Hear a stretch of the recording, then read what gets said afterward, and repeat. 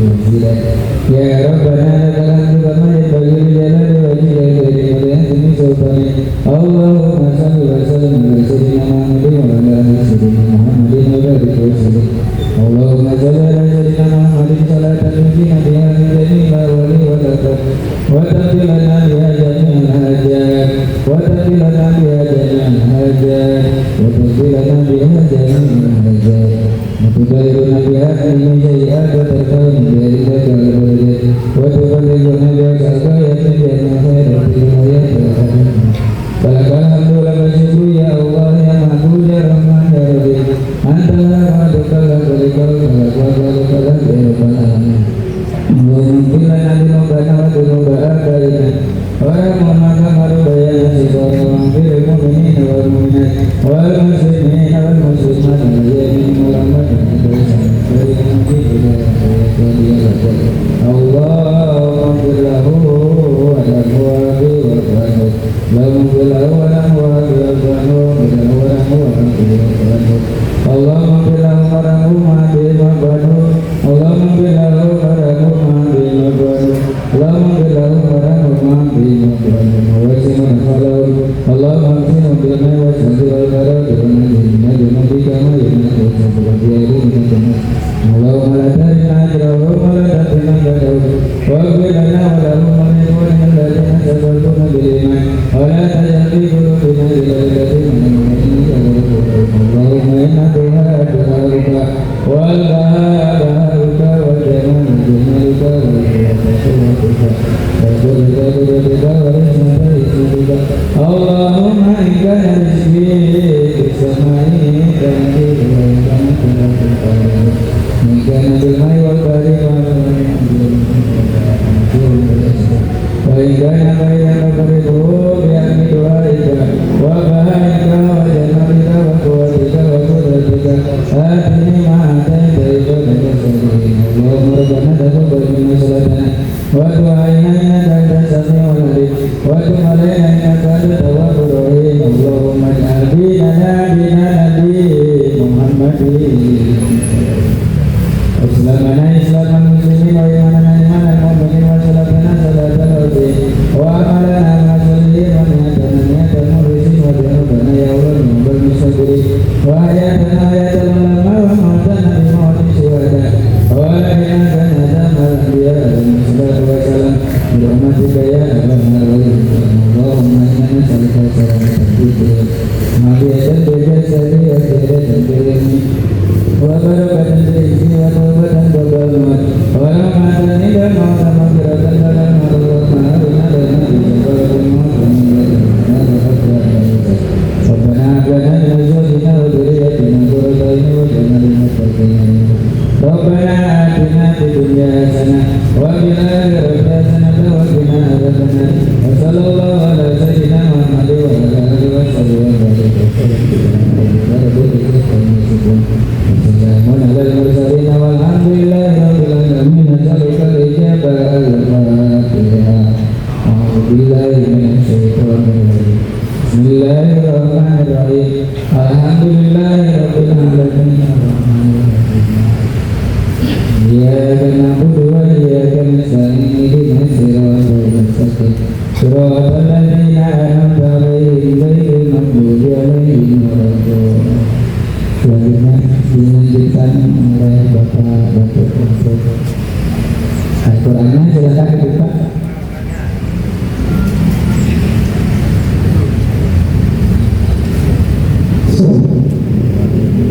Silakan Quran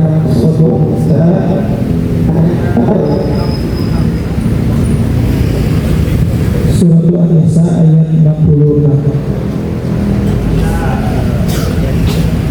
Yang jawab ini kata walau anna katabna alaihi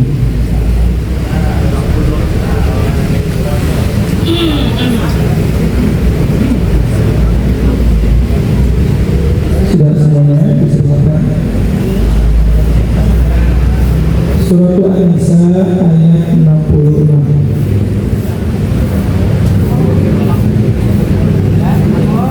Sudah ya? Mari sama-sama kita baca. أعوذ بالله من الشيطان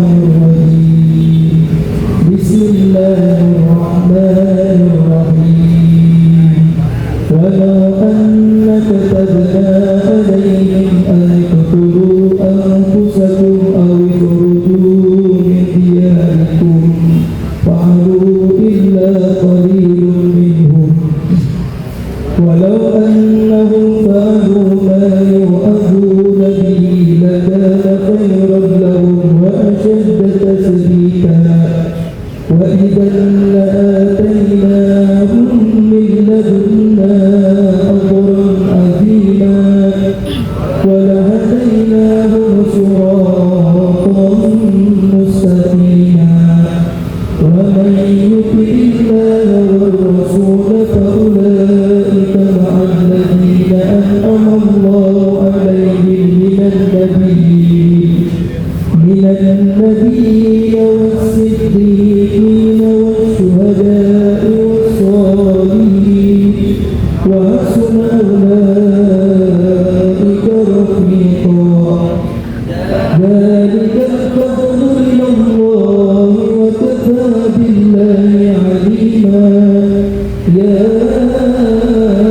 أيها الذين آمنوا خذوا حذركم فانفروا ثبات أو انفروا جميعا وإن منكم لمن ليبطئن فإن أصابتكم مصيبة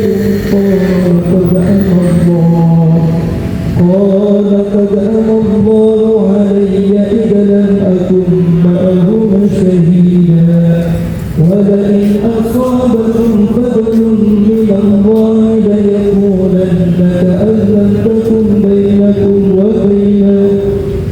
وبينه مودة يا ليتني كنت معهم فأفوز فوزا عظيما فليقاتل في سبيل الله الذين يشرون الحياة الدنيا بالآخرة ومن يقاتل في سبيل الله فيقتل أو يغلب فسوف نؤتيه أجرا عظيما وما لكم لا تقاتلون في سبيل الله والمستضعفين من الرجال والنساء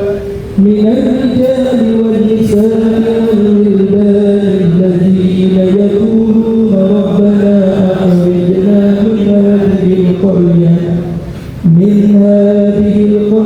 الظالم أهلها واجعل لنا من لدنك وليا واجعل لنا من لدنك نصيرا الذين آمنوا يقاتلون في سبيل الله والذين كفروا يقاتلون في سبيل الطاغوت فقاتلوا أولياء الشيطان إن كيد الشيطان كان ضعيفا لن تر إلى الذين قيل لهم كفوا أيديكم وأقيموا الصلاة وآتوا الزكاة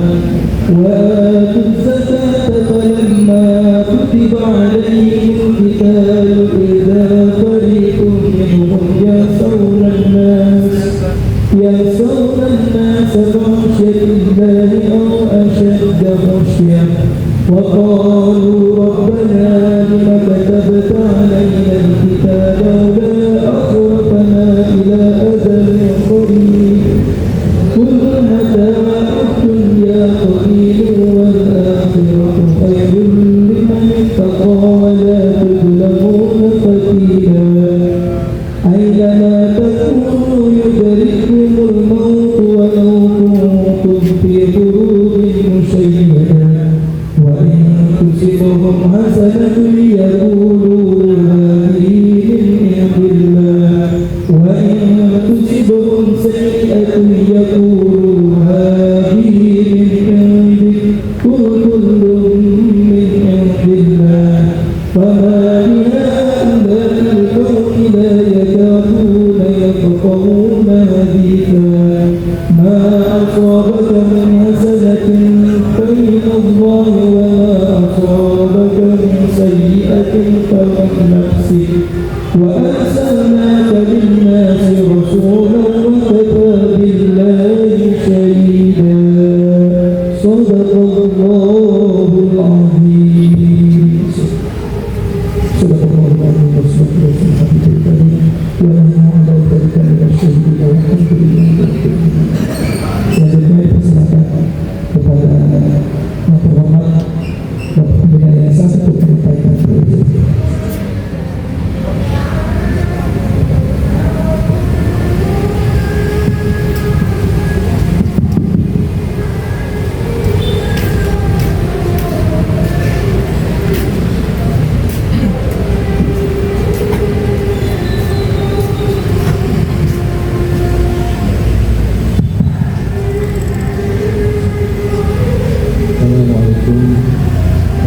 warahmatullahi wabarakatuh.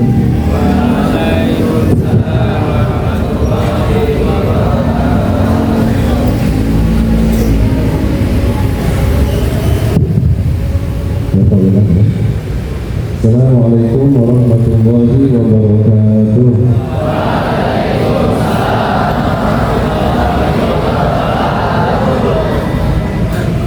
A'udzubillahi minasyaitonir rajim. Bismillahirrahmanirrahim. Alhamdulillahilladzi anzala sakinata fi qulubil mu'minin. Asyhadu an la ilaha illallah wahdahu la syarika lah wa asyhadu anna sayyidana wa nabiyyana Muhammadan abduhu wa rasuluhu la nabiyya ba'dahu. Qala rabbi shrah li sadri wa yassir li amri wa hlul 'uqdatam min lisani yafqahu qawli, amma ba'du. Yang terhormat Bapak Kepala SMP Islam Argo, Bapak Haji Kurniawan SPD, yang terhormat Pembina Rohis SMP Islam Argo, Bapak Hasan, yang terhormat para dewan guru yang tidak saya sebutkan satu persatu, namun tidak mengurangi rasa hormat dan cinta saya kepada Bapak dan Ibu guru. Dan tentu saja yang paling penting adalah seluruh siswa dan siswi SMP Islam Argo dari kelas 7 hingga kelas 9 yang Bapak cintai dan banggakan. Puji dan syukur mari sama-sama kita panjatkan kehadirat Allah yang sudah memberikan kita anugerah nikmat sehat walafiat, sehingga hari ini kita bisa melaksanakan tugas belajar yang diawali dengan kegiatan Jumat mengaji. Semoga duduknya kita, bersimpuhnya kita di lapangan ini menjadi saksi keberkahan kelak yaumul jaza. Amin ya rabbal alamin. Salawat serta salam semoga senantiasa terlimpah pada baginda kita yang mulia Rasulullah Muhammad sallallahu alaihi wasallam, pada keluarganya, para sahabatnya, dan segenap umatnya yang setia hingga akhir zaman. Sebelum Bapak menyampaikan tausiah hari ini, sebagian besar kelas 7 mungkin belum mengenal saya. Kalau kelas 8 dan 9, sebagian insya Allah sudah mengenal Bapak. Untuk kelas 7, Bapak perkenalkan diri bahwa Bapak adalah bagian dari kalian, karena tugas saya sebagai pembina Yayasan Islam Al-Ghufran ITB. Khusus untuk kelas 7, kalau nanti bertemu dengan Bapak entah itu di jalan atau di lapangan sekolah, jangan segan untuk menyapa dan bersalam, karena kita bagian dari keluarga besar Yayasan Islam Al-Ghufran. Hari ini ada beberapa hal yang Bapak ingin sampaikan kepada kalian. Saya ingin bacakan dulu sebuah ayat Al-Quran yang Bapak yakin di antara kalian ada yang sudah hafal. Karena ayat ini berkaitan dengan surat yang banyak orang hafal, yakni surat Al-Kahfi. Ingat, setiap muslim dianjurkan di hari Jumat membaca minimal 10 ayat surat Al-Kahfi. Ini surat yang sembarangan. Sampai Rasul meminta kepada kita umat Islam membaca minimal 10 ayat dari surat ini, apalagi seluruhnya. Di akhir surat Al-Kahfi ada satu ayat yang menjadi penutup dari ayat-ayat yang mulia.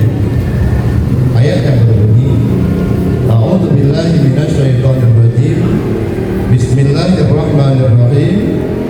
Qul innama ana basyarum mithlukum yuha ilayya annama ilahukum ilahu wahid. Faman kana yarju liqa'a rabbih falyamal amalan shalihan wa la yusyrik bi ibadati rabbih ahada. Bapak ingin berikan kesempatan siapa yang hafal dari kalian surat terakhir surat Al-Kahfi, angkat tangannya.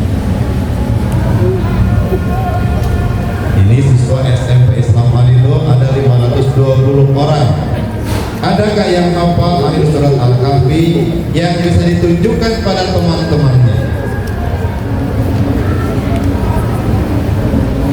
Ada? Qul innama ana basyarum mithlukum yuha ilayya annama ilahukum ilahu wahid faman kana yarju liqa'a rabbih falyamal amalan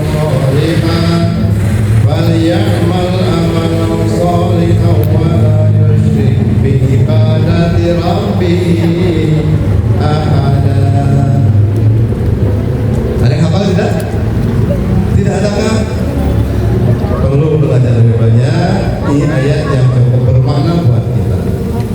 Allah firmankan di ayat tadi, qul innama ana basyarum mithlukum yuha. Kata Rasulullah, ini mengutip ucapan Rasulullah.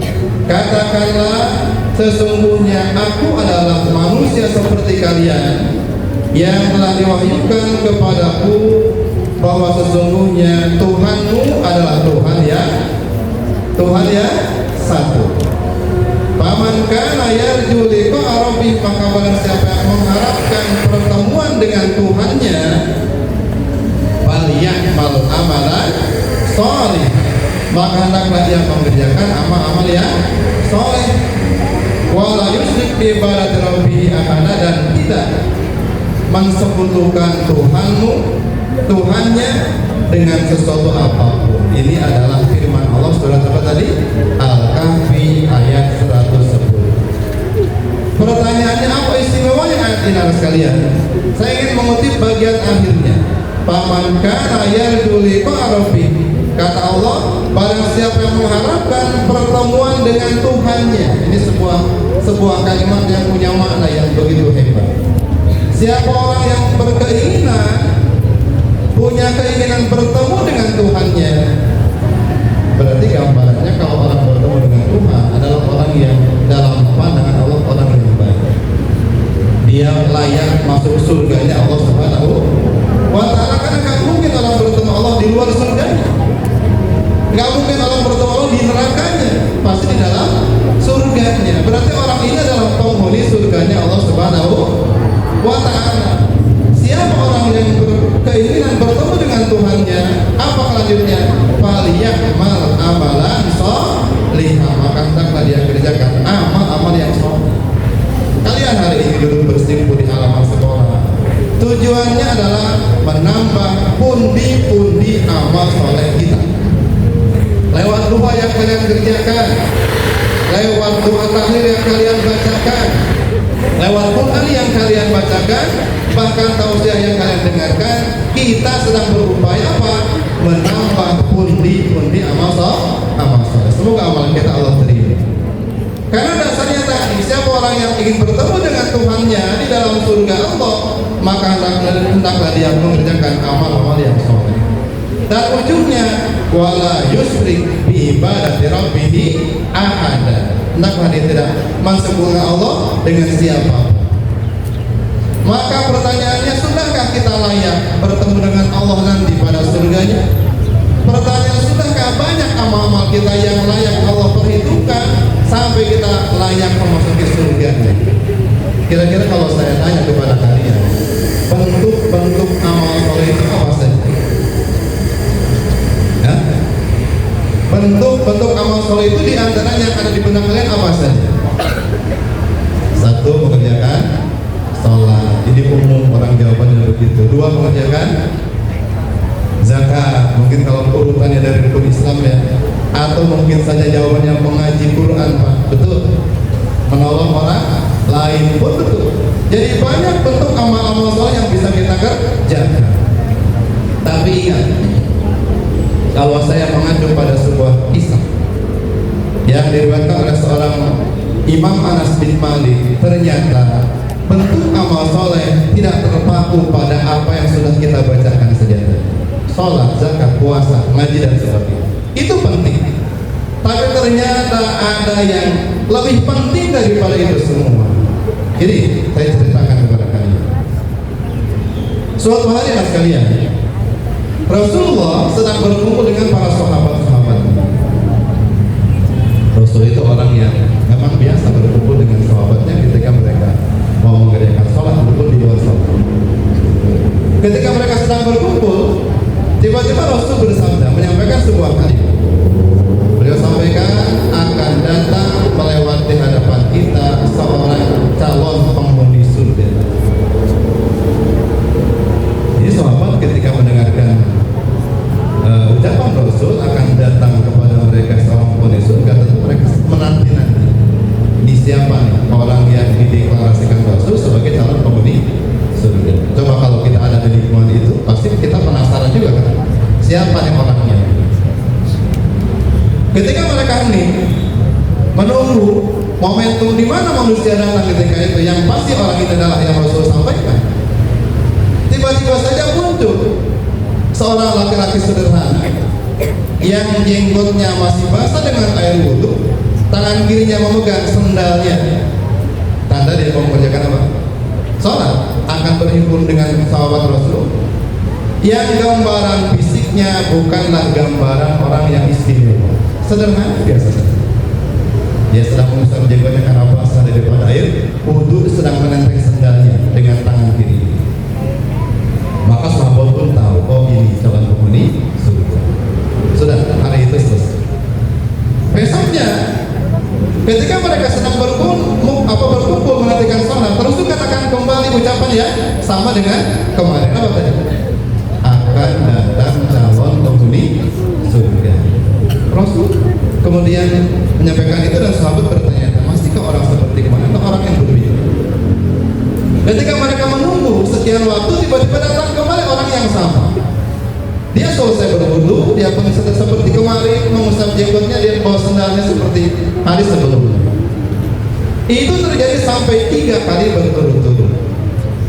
Sahabat kemudian menyimpulkan betapa hebatnya orang ini sampai Rasul katakan dia calon penghuni surga. Padahal tampilan fisiknya biasa, dia pun bukan dikenal orang yang istimewa dalam hal beribadah.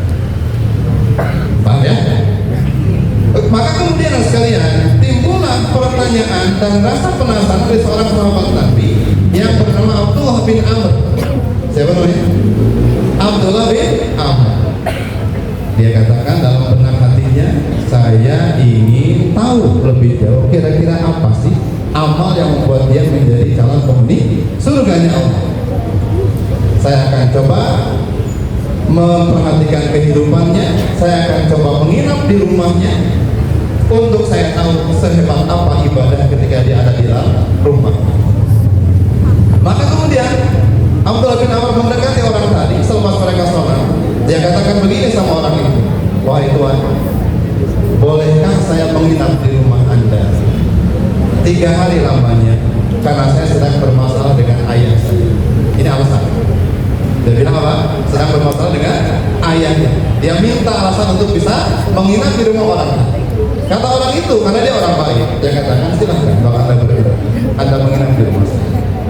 Maka kemudian menginaplah Abdullah bin Amr di rumah orang tadi. Dia perhatikan malam harinya. Ataukah orang ibadahnya rajin ketika malam hari dia bangun melaksanakan sholat apa? Melaksanakan sholat tahajud. Namun ketika dia perhatikan malam hari, apakah dia bangun dengan semangat, dia sholat berulang-ulang? Ternyata dia mungkin dia sholat sederhana saja, 2 rakaat atau 4 rakaat saja, kemudian dia tidur lagi. Sampai dia perhatikan orang ini bangun di waktu akan menjelang sholat subuh. Bersabarkan mereka bersama-sama ke masjid melaksanakan sholat. 3 malam dia perhatikan tidak ada hal yang istimewa dari orang tadi, ibadahnya kayak begitu saja. Dia bertanya-tanya, ini apa istimewanya orang tadi sampai dianggap sebagai calon penghuni surga?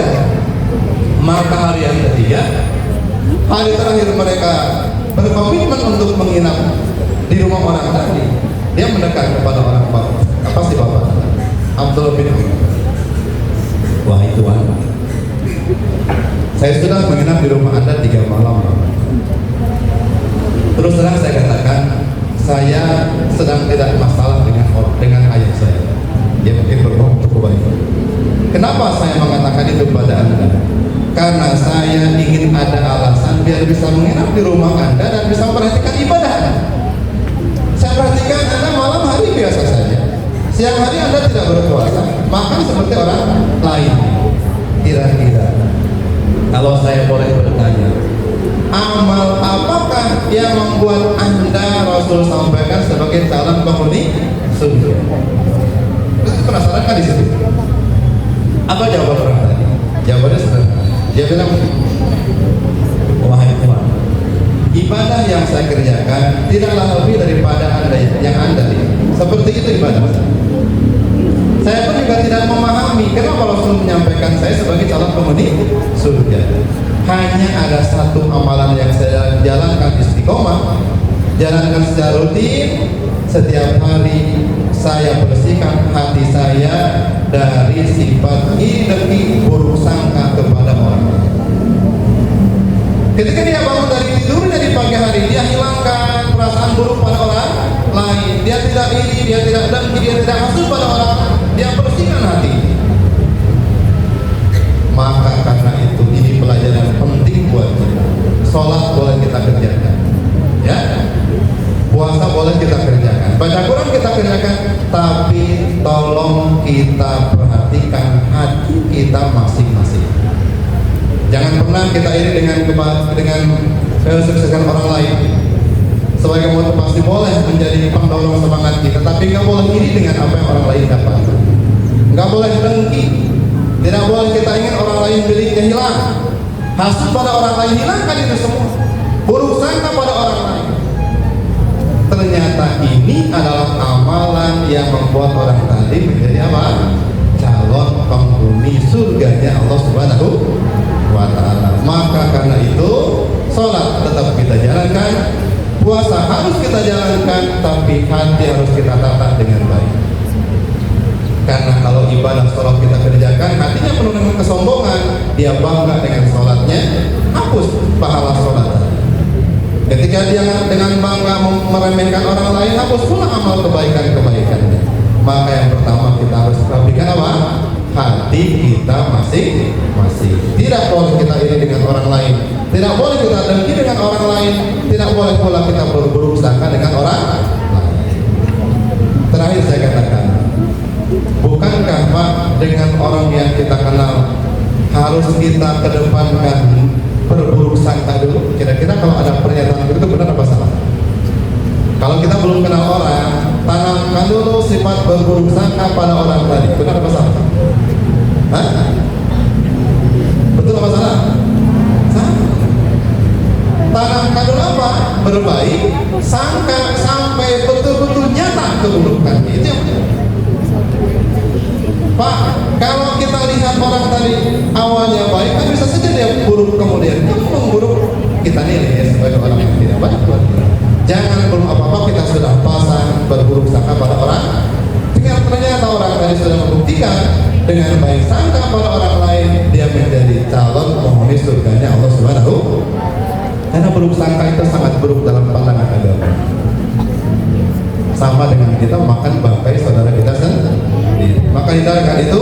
Mari sama-sama kita bangun kebersamaan dalam belajar, berbaik sangka pada orang lain, hindari hal berburuk sangka karena ini akan meruntuhkan kebersamaan di antara kita semua. Nilainya dari apa yang saya sampaikan hari ini, sekali lagi saya bacakan akhir daripada surat Al-Kahfi, "Faman kana yarju liqa'a rabbih falyamal amalan shalihan wala yusyrik bi ibadati rabbih ahada." Artinya, maka barang siapa mengharapkan pertemuan dengan Tuhannya, hendaklah dia mengerjakan amal-amal soleh dan tidak mensekutukan Tuhannya dalam beribadah dengan siapapun. Semoga menjadi bahan inspirasi buat kita semuanya. Pertama, mari kita tambahkan amal soleh dengan tentu memulainya dengan niat yang baik, hati yang baik. Hilangkan apa tadi? Buruk sangka, hasut, iri, dengki dan sebagainya. Serta jangan kita sekutukan Tuhan kita dengan siapapun. Allah Subhanahu wa ta'ala adalah zat yang layak kita sembah dan kita ibadah. Semoga ada manfaatnya, tidak terlalu panjang, dan kita bisa simak dan serap serta bisa kita amalkan. Assalamualaikum warahmatullahi wabarakatuh. Waalaikumsalam warahmatullahi wabarakatuh.